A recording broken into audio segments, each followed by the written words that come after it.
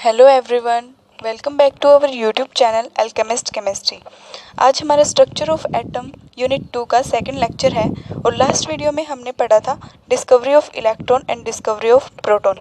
तो आज का हमारा टॉपिक उसी से नेक्स्ट थॉमसन एटॉमिक मॉडल और रदरफोर्ड स्कैटरिंग एक्सपेरिमेंट रहेगा। थॉमसन एटॉमिक मॉडल और रदरफोर्ड स्कैटरिंग एक्सपेरिमेंट की ज़रूरत क्यों पड़ी?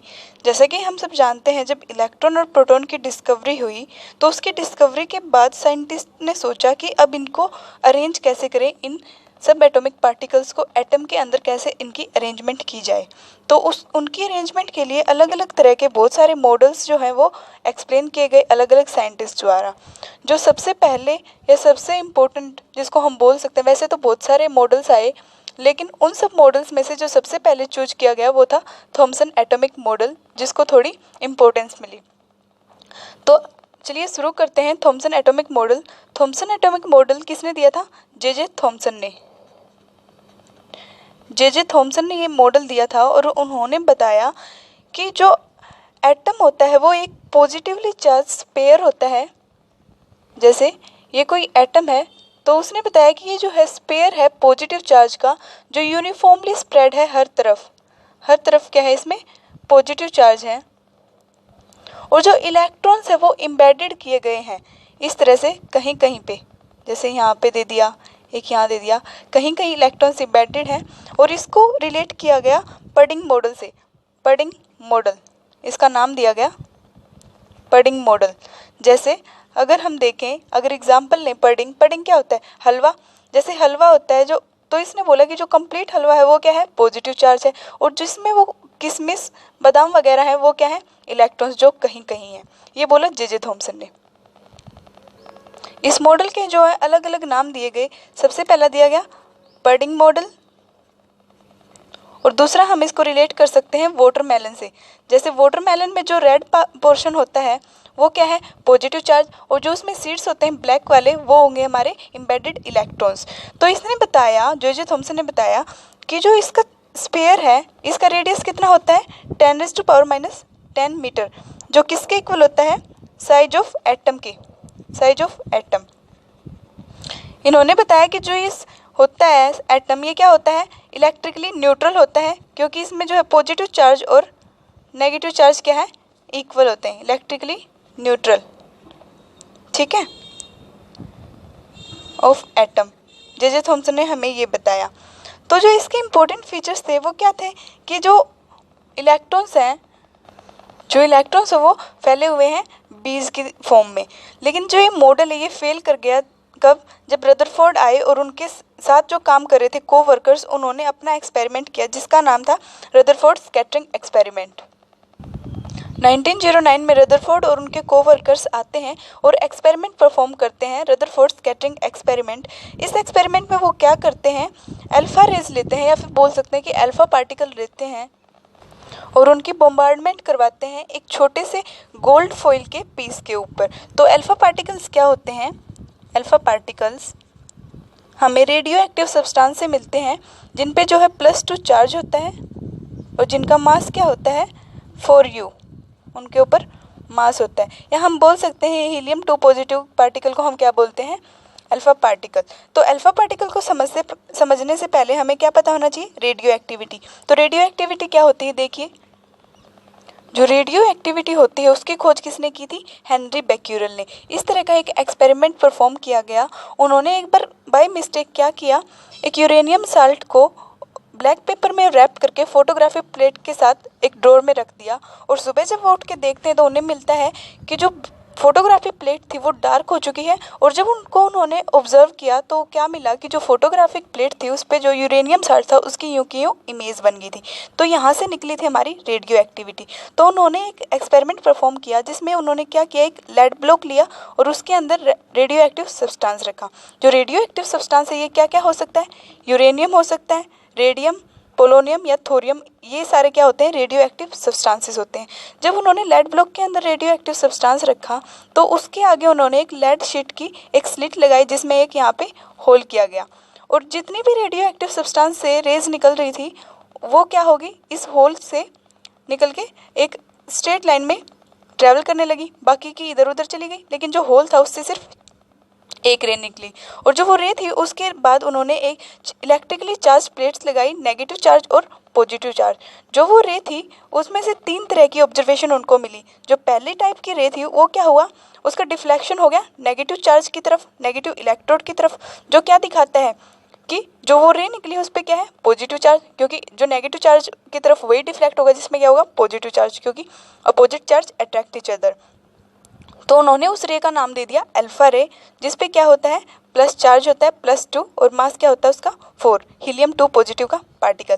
जो सेकंड रे निकली वो हुई डिफ्लेक्ट पॉजिटिव इलेक्ट्रोड की तरफ, जिसको उन्होंने नाम दिया बीटा रे, और जिस पे क्या होता है, नेगेटिव चार्ज। जो बीटा रे थी उसको बोला गया कि ये स्ट्रीम ऑफ इलेक्ट्रॉन्स है, जैसे कैथोड रे थी स्ट्रीम ऑफ इलेक्ट्रॉन्स, उसी तरह से बीटा रे भी क्या है, स्ट्रीम ऑफ इलेक्ट्रॉन्स। और एक थर्ड रे थी जो क्या थी, न्यूट्रल थी, उसमें ना पॉजिटिव चार्ज था ना नेगेटिव चार्ज था, उसको बोला गामा रे, जो कि स्टेट गई। तो इस तरह से क्या हुआ, रेडियो एक्टिविटी को ऑब्जर्व किया गया। इसी में से रदरफोर्ड ने उठाया अल्फा पार्टिकल्स को और अप्लाई किया अपने एक्सपेरिमेंट पे, रदरफोर्ड स्कैटरिंग एक्सपेरिमेंट पे। तो आगे देखिए उन्होंने क्या किया, जो अल्फा पार्टिकल उठाया था उन्होंने इस तरह का एक एक्सपेरिमेंट किया। अल्फा पार्टिकल को एक सोर्स में रख लिया, एक रेडियो एक्टिव सब्सटेंस जैसे रेडियम मान लेते हैं हम, रेडियम को रख लिया उन्होंने इस अल्फा पार्टिकल सोर्स में, और एक लेड स्लिट ले ली जिसमें एक छोटा सा होल है, एक स्लिट ले ली कि इसमें से सिर्फ सिंगल वे ही निकले। उसके बाद उन्होंने एक गोल्ड फॉइल ली, एक छोटा सा टुकड़ा लिया गोल्ड का, और उसके चारों तरफ जिंक सल्फाइड की एक लगा दी डिटेक्टर प्लेट, जिसपे वो क्या कर रहे थे, उनके डिफ्लेक्शन को डिटेक्ट कर रहे थे, और साथ ही साथ उसको ऑब्जर्व करने के लिए एक लगा दिया मूवेबल माइक्रोस्कोप। ठीक है, तो इस तरह से उन्होंने क्या किया, एक एक्सपेरिमेंट परफॉर्म किया जिसमें क्या कर रहा था, एक हाई एनर्जी अल्फा पार्टिकल की बीम डायरेक्टली जो गोल्ड फॉइल है उस पर अटैक कर रही थी। तो उसके बाद उनकी कुछ ऑब्जर्वेशन आई, उन्होंने कुछ ऑब्जर्वेशन की। तो पहली ऑब्जर्वेशन थी इसमें उन्होंने देखा कि मोस्ट ऑफ अल्फा पार्टिकल्स जो है वो अनडिफ्लेक्टेड पास हो रहे हैं। 99.9% of alpha particles are passed through gold foil undeflected। इसका मतलब क्या है कि जो अल्फा पार्टिकल है वो क्या है, पॉजिटिवली चार्ज है, और वो अनडिफ्लेक्टेड पास हो रहे हैं। इसका मतलब उसके बीच में कोई भी पॉजिटिव पार्टिकल नहीं आ रहा। अगर पॉजिटिव पार्टिकल आता तो वो क्या करते, डिफ्लेक्ट करते, लेकिन 99% अल्फा पार्टिकल स्ट्रेट लाइन में जा रहे हैं, पास हो रहे हैं। इसका मतलब वहाँ पे सिर्फ होलो स्पेस है, कोई पॉजिटिव चार्ज नहीं है। जैसे कि थॉमसन मॉडल ने बोला था कि जो कंप्लीट स्फीयर है उसमें क्या है, पॉजिटिव चार्ज, लेकिन इसने तो जब ये एक्सपेरिमेंट किया ऐसा कुछ पाया ही नहीं। तो इन्होंने जो सेकंड ऑब्जर्वेशन की उसमें इनको मिला कि small fraction of alpha particle, small fraction of alpha particle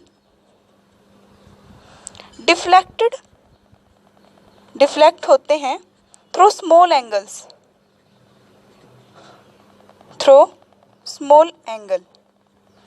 कि कुछ पार्टिकल्स तो हैं जो डिफ्लेक्ट होते हैं, जो किसके कांटेक्ट में आते हैं, प्लस चार्ज के कांटेक्ट में आते हैं, लेकिन वो बहुत ही कम फ्रैक्शन में है जो डिफ्लेक्ट होते हैं। ठीक है, जैसे यहाँ से कुछ रेज आ रही हैं और यहाँ पे अगर उसको मिल गया पॉजिटिव चार्ज तो वो कुछ छोटे एंगल से डिफ्लेक्ट हो जाते हैं, कुछ इस तरह से डिफ्लेक्ट हो जाएंगे, कुछ जो है सीधे जा रहे हैं जो इससे दूर हैं। इस तरह का इसने एक्सपेरिमेंट किया। थर्ड जो ऑब्जर्वेशन थी उसमें इन्होंने बताया कि वेरी फ्यू का भी इन्होंने फ्रैक्शन बताया कि 1 in 20,000। जब 20,000 देखा इन्होंने, उनमें से सिर्फ एक अल्फा पार्टिकल जो है वो कम्प्लीटली क्या कर रहा था, बाउंस बैक कर रहा था, मतलब वेरी लार्ज एंगल पे डिफ्लेक्ट कर रहा था, 180 डिग्री पे क्या कर रहा था, डिफ्लेक्ट कर रहा था, कि ऐसे गया, इधर गया, पॉजिटिव चार्ज से टकराया और यूं का यूं क्या हो गया, वापस रिटर्न हो गया। ये जो पार्टिकल थे ये बहुत ही कम थे। तो देखिए एक डायग्राम की हेल्प से देखते हैं। तो देखिए इन्होंने बताया कि जो रेस स्ट्रेट जा रही थी वो बहुत ज़्यादा थी, अनडिफ्लेक्टेड पार्टिकल जिनको हम बोल रहे हैं, तो इसके अकॉर्डिंग क्या है कि जो पॉजिटिव चार्ज है वो है तो, लेकिन वो कहीं ना कहीं एक ही जगह सेटल है, जो कि क्या है, बीच में न्यूक्लियस में है। ठीक है, तो जो ज़्यादा पार्टिकल्स थे वो अनडिफ्लेक्टेड थे और कुछ जो थे वो बिल्कुल ही स्मॉल एंगल से क्या हो रहे थे, डिफ्लेक्ट हो रहे थे। जैसे ये वाला पार्टिकल क्या है, बिल्कुल ही स्मॉल डिफ्लेक्शन हो रहा है। कुछ पार्टिकल्स ऐसे थे और कुछ बिल्कुल ही कम 1 in 20,000 ऐसे थे जो बाउंस बैक कर रहे थे बैक वापस जा रहे थे जहाँ से आए वहीं पे वो काफ़ी कम थे। तो जो थॉमसन मॉडल ने बोला था कि सारा जो पॉजिटिव चार्ज है यूनिफॉर्मली डिस्ट्रीब्यूटेड है, लेकिन अगर उसकी थ्योरी को हम देखते कि पॉजिटिव चार्ज कम्प्लीटली डिस्ट्रीब्यूट है यूनिफॉर्मली, तो क्या होता, सारे के सारे पार्टिकल्स क्या करते, स्लाइटली डिफ्लेक्ट करते, कुछ लार्ज डिफ्लेक्शन करते। लेकिन ऐसा नहीं है क्योंकि डिफ्लेक्शन जो है वो काफ़ी कम है। तो इन सब क्वेश्चंस का जवाब थॉमसन मॉडल नहीं दे पाया, इसलिए थॉमसन मॉडल को क्या कर दिया, डिस्कार्ड कर दिया रदरफोर्ड मॉडल ने। तो जो रदरफोर्ड ने जो ऑब्जर्वेशन ली, उन्होंने उनको एक्सप्लेन किया कुछ इस तरह से, उन्होंने अपनी एक्सप्लेनेशन को इस तरह से एक्सप्लेन किया कि उन्होंने क्या बोला था कि मोस्ट ऑफ अल्फा पार्टिकल्स क्या कर रहे थे, अनडिफ्लेक्टेड हो रहे थे। इसका मतलब क्या है कि वहाँ पे बहुत सारा एम्प्टी स्पेस है।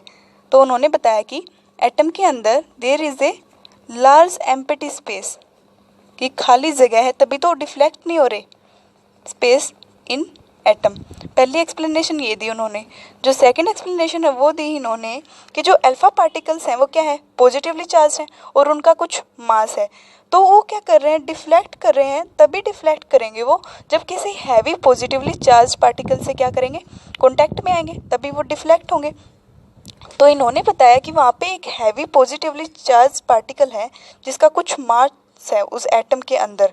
तो जो मास है वो must be occupy very small space with in the atom, क्योंकि जो अल्फा पार्टिकल्स हैं वो काफ़ी लार्ज डिफ्लेक्शंस शो कर रहे हैं लेकिन थोड़ी सी जगह पे। तो इन्होंने क्या बताया, there must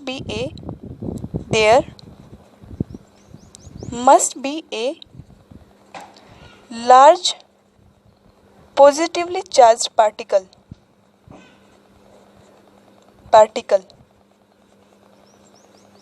with in the atom, कि एटम के अंदर कोई ना कोई एक ऐसा पार्टिकल है जो काफ़ी पॉजिटिवली चार्ज है, जिसका मास काफ़ी ज़्यादा है। मास क्या है, काफ़ी ज़्यादा। तभी तो क्या कर रहे हैं, जो अल्फा पार्टिकल है वो 180 डिग्री पे भी क्या कर रहे हैं, डिफ्लेक्ट कर रहे हैं। 180 डिग्री पे डिफ्लेक्ट करना एक काफ़ी ज़्यादा डिफ्लेक्शन हो जाता है, लार्ज डिफ्लेक्शन हो जाता है। तो सेकंड जो इनकी ऑब्जर्वेशन थी कि वहाँ पे कोई ना कोई एक हैवी मास का पॉजिटिव पार्टिकल प्रेजेंट है। और उन्होंने बताया कि जो 180 डिग्री पे डिफ्लेक्शन हो रहा है, डिफ्लेक्शन हो रहा है, वो क्या हो रहा है, तभी हो रहा है जब उसके साथ डायरेक्टली वो क्या कर रहे हैं, भिड़ रहे हैं, उसके साथ क्या कर रहे हैं, बाउंस कर रहे हैं, तभी क्या होता है, वो डिफ्लेक्शन होता है। ठीक है। तो जो पार्टिकल था, पॉजिटिवली चार्ज पार्टिकल था, उसको उन्होंने नाम दे दिया न्यूक्लियस, कि वो एक न्यूक्लियस है एटम के अंदर। एटम के बीचों बीच एक न्यूक्लियस है पॉजिटिवली चार्ज, जिसका मास काफ़ी ज़्यादा है। जब भी कोई रे जाती है, अल्फा रे, उसके साथ क्या करती, टकराती है, तो वो क्या करती, बाउंस बैक, वापस आ जाती, 180 डिग्री पे डिफ्लेक्शन शो करती है।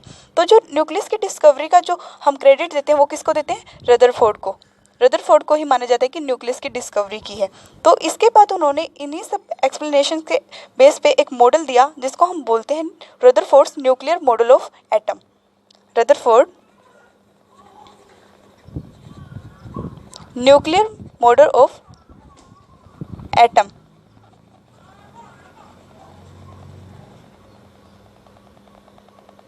तो उन्होंने इस मॉडल का जो फीचर्स थे वो बताए। तो इन्होंने पहले फीचर में बताया कि जो कोई भी एटम होता है उसमें एंटायर मास और जो पॉजिटिव चार्ज है वो एक वेरी स्मॉल रीजन में क्या है, कॉन्सेंट्रेटेड है, काफ़ी कम जगह पे, जिसको हम बोलते हैं न्यूक्लियस। तो क्या बताया इन्होंने, entire mass and positive charge is concentrated in very small volume, जिसको हमने क्या बोला, न्यूक्लियस।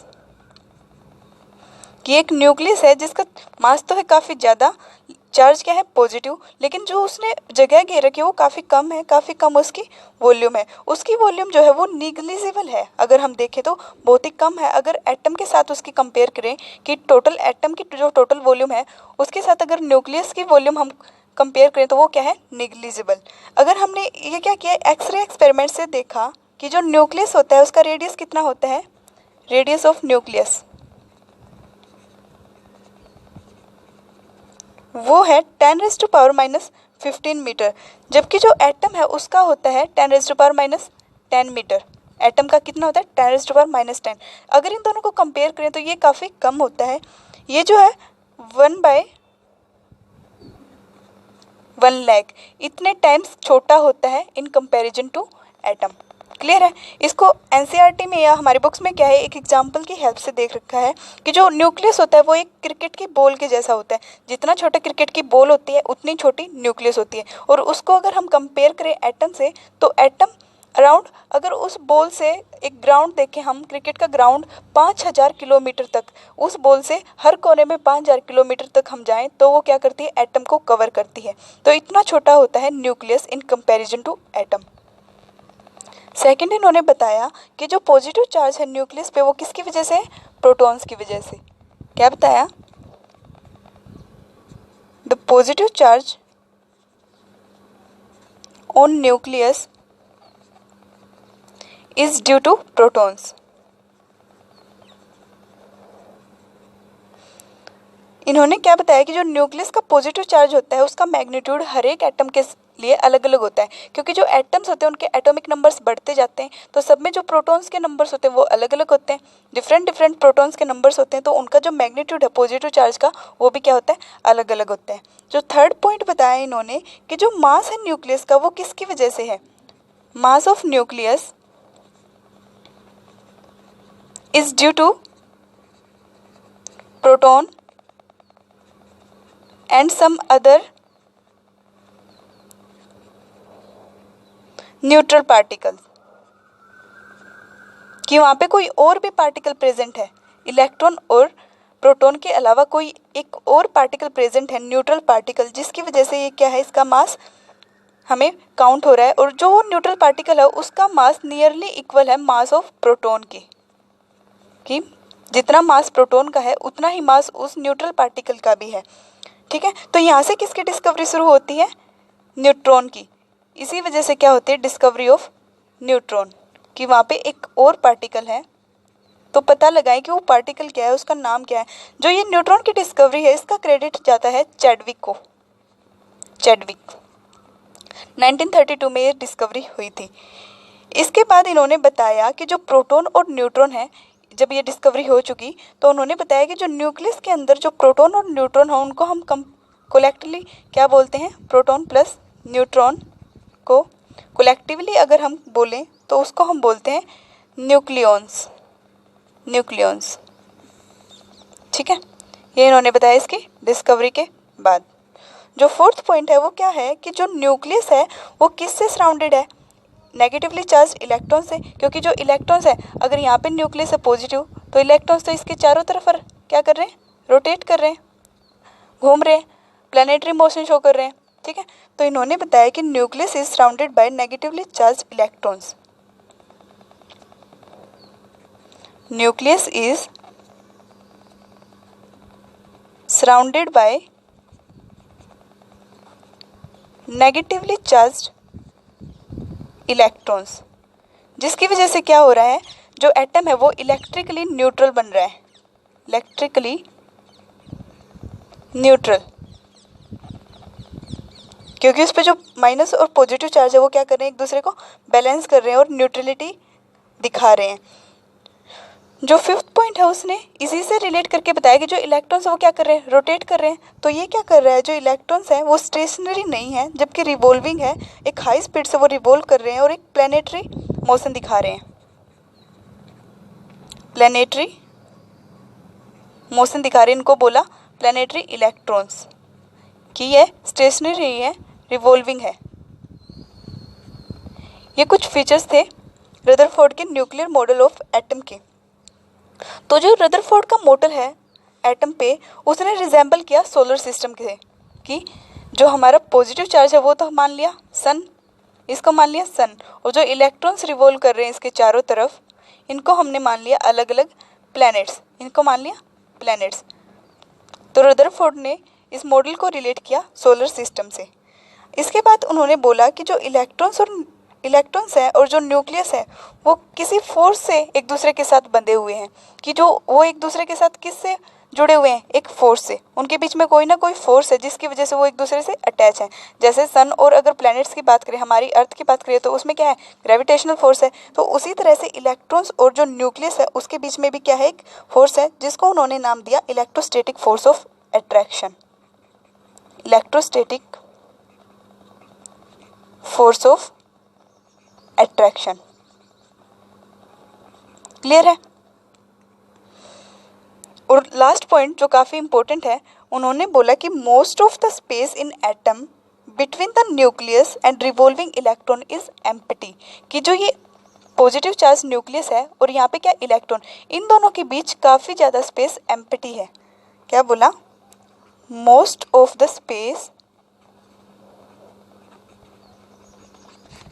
द स्पेस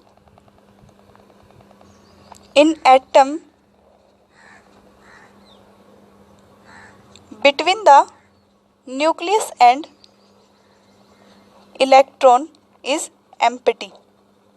ये कुछ मेन फीचर्स थे न्यूक्लियर मॉडल ऑफ एटम, जो किसका था? रदरफोर्ड का। क्लियर है? तो इसको अगर हम सम अप करें तो इसने क्या बताया कंप्लीटली, जो उस एक्सपेरिमेंट में इसने ऑब्जर्व किया उसी के बेसिस पे इसने एक मॉडल दिया, जिसमें इसने बताया कि जो न्यूक्लियस है उसके अंदर जो प्रोटॉन्स हैं उसकी वजह से जो पॉजिटिव चार्ज उस पर दिखाई दे रहा है। नेक्स्ट पॉइंट में इसने बताया कि जो न्यूक्लियस का मास है वो किसकी वजह से? प्रोटॉन की वजह से, और उसके साथ ही कोई एक अलग न्यूट्रल पार्टिकल भी प्रेजेंट है जिसकी वजह से ये मास दिखाई दे रहा है। और उसके बाद डिस्कवरी हुई न्यूट्रॉन की। प्रोटॉन और न्यूट्रॉन को कोलेक्टिवली इसने बोला न्यूक्लियस। उसके बाद बताया कि जो न्यूक्लियस है वो क्या कर रहा है, उसके चारों तरफ क्या कर रहे हैं? इलेक्ट्रॉन्स जो है रिवॉल्व कर रहे हैं, इलेक्ट्रिकली उसको न्यूट्रलिटी दे रहे हैं कि नेगेटिव और पॉजिटिव चार्ज क्या हो रहा है? बैलेंस हो रहा है। उसके बाद बताया कि जो इलेक्ट्रॉन्स हैं वो रिवॉल्व कर रहे हैं, स्टेशनरी नहीं है, तो इसका मतलब क्या? प्लानिटरी इलेक्ट्रॉन्स हैं जो रिवॉल्व कर रहे हैं। इसी के बाद उसने क्या किया, इसको सोलर सिस्टम से क्या किया? रिलेट किया, और प्लैनेट्स और सन से इसको रिलेट किया। और इसने बताया कि जो इलेक्ट्रॉन्स है और जो सन है, मतलब पॉजिटिव चार्ज है, वो किससे बंधे हुए हैं? इलेक्ट्रोस्टैटिक फोर्स ऑफ अट्रैक्शन पे।